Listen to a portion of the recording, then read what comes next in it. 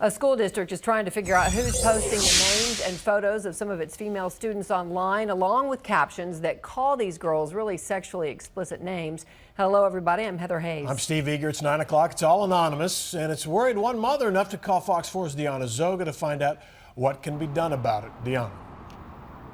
Well, Steve, the mom believes that other classmates are involved in using these anonymous online posts to single out certain 7th grade girls, calling them sluts, using their full names and publishing them for the world to see.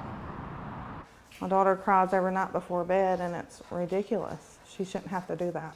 She doesn't want to show her face, but this mom wants people to know her story and what's happening to her 12-year-old daughter. One of her cousins had come over and told us about it being on there, and we looked it up, and it was on there with her pictures, and all these kids keep on going with calling her a slut and putting her whole full name in it and putting her pictures.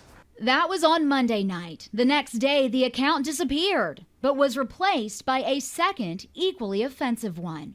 The next day, they made a new one, a number 2 of it, with new pictures and saying something else, rude.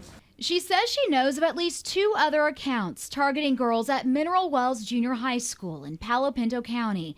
And Fox 4 did speak to a second mom who reports the same thing happened to her daughter this week.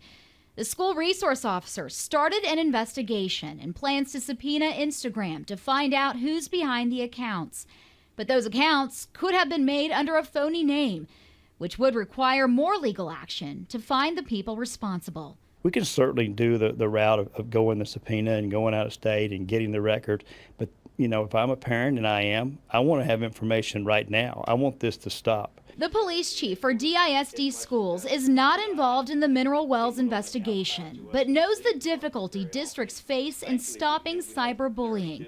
Even if parents have an idea of who may be picking on their kid, the school may not be able to prove it without an admission from the students involved. My experience in this is that someone that's doing that isn't doing that on their own. They're doing that and they're telling their friends, and so other people know about it. So it's those people we need to get to come forward.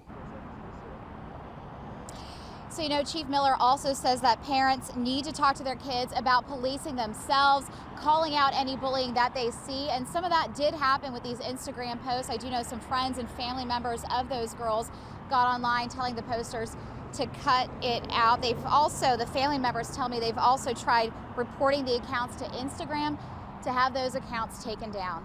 Back to you. All right, so since the school resource officer is investigating, does that mean that possibly criminal charges could be filed?